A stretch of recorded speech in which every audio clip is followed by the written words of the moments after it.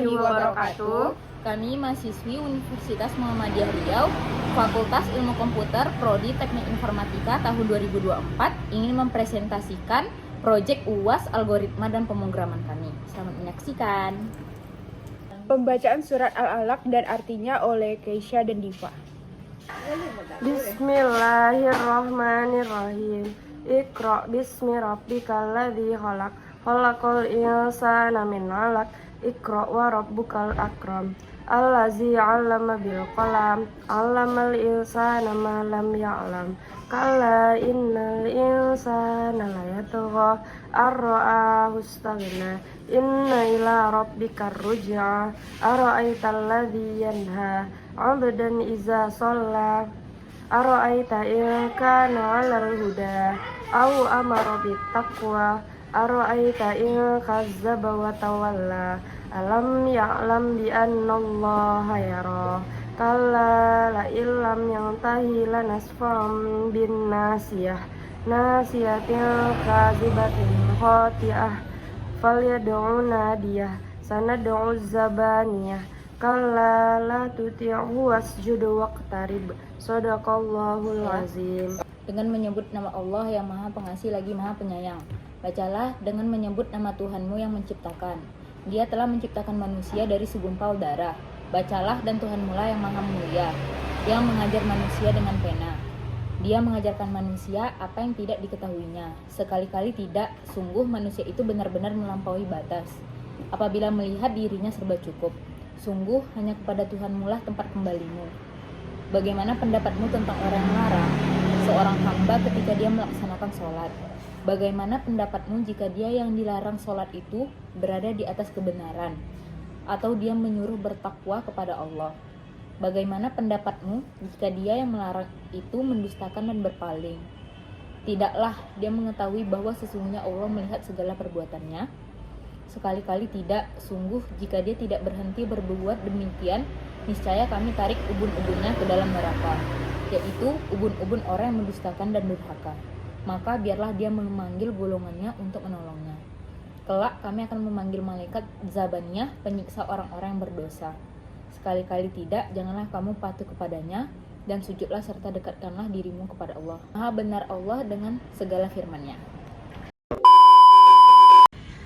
Berikut adalah kode program berbasis C++ yang berfungsi sebagai sistem kepegawaian sederhana.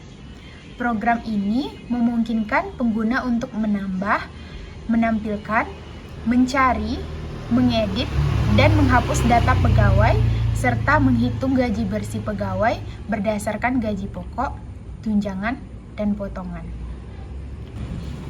Pertama, ada kelas pegawai. Kelas ini mempresentasikan satu pegawai dan memiliki atribut secara metode berikut.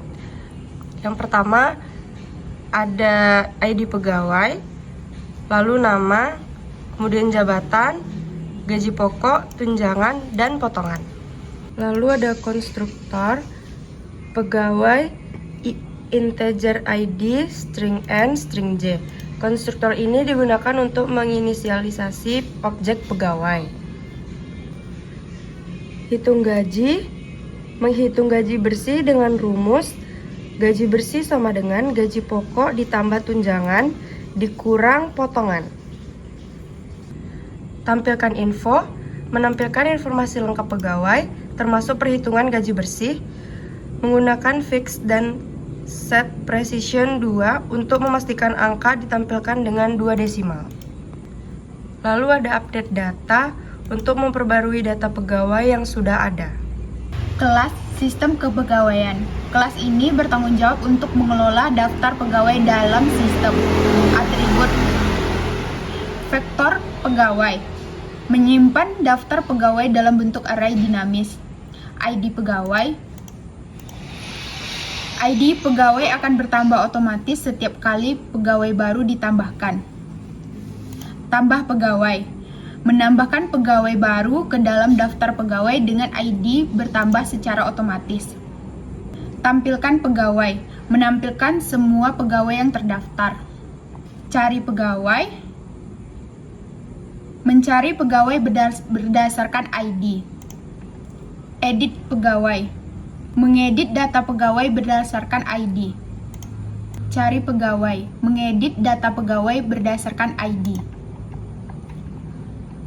Hapus pegawai. Menghapus pegawai berdasarkan ID. Fungsi main. Sistem kepegawaian. Menampilkan menu utama dan memungkinkan pengguna memilih aksi. Menggunakan loop while true agar terus berjalan sampai pengguna memilih opsi keluar.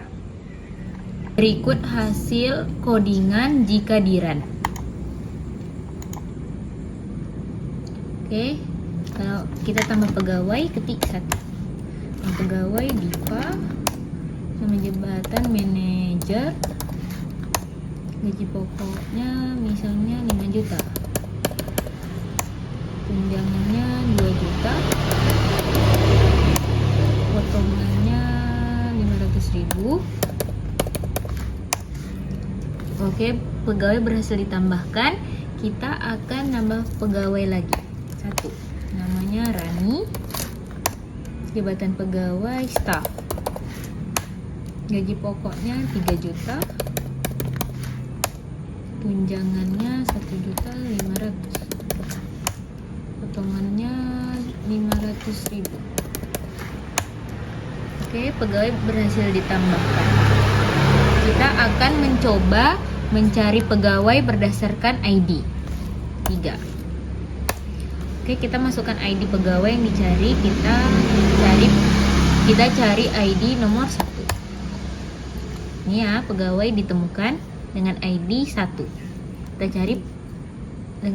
Kita cari ID nomor 2. Oke, ini ditemukan ID pegawai nomor 2, namanya Rani. Kita akan mencoba edit data pegawai. Klik 4. Masukkan ID-nya, misalnya 1. Masukkan namanya. Kita akan ulang lagi apa yang mau dirubah. Rani. Jabatannya kita ganti jadi CEO. Gaji pokoknya kita rubah menjadi 5. Tunjangannya 2 juta. Potongannya tetap ya guys. Oke, udah berhasil. Terus kita akan menampilkan keseluruhan pegawai. Kita klik 2. Udah keluar ya, pegawai 1 namanya Rani. Pegawai 2 namanya Rani. Ini karena kita sama-sama nama, kita akan mengedit lagi. Kita klik 4.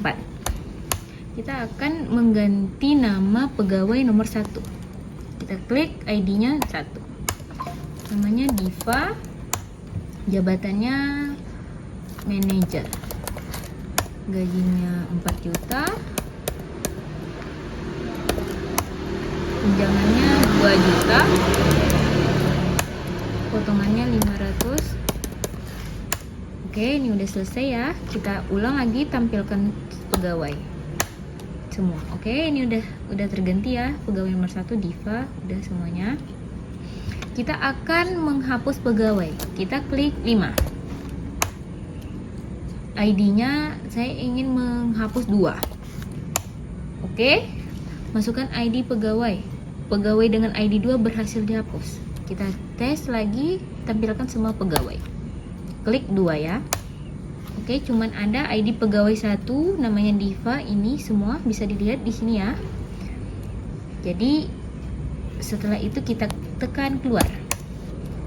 Udah selesai penjelasannya. Sekian penjelasan proyek UAS Algoritma dan Pemrograman kelompok kami mengenai sistem kepegawaian sederhana berbasis C++. Semoga bisa dipahami dan bermanfaat untuk teman-teman semuanya. Lebih dan kurang kami mohon maaf. Wassalamualaikum warahmatullahi wabarakatuh.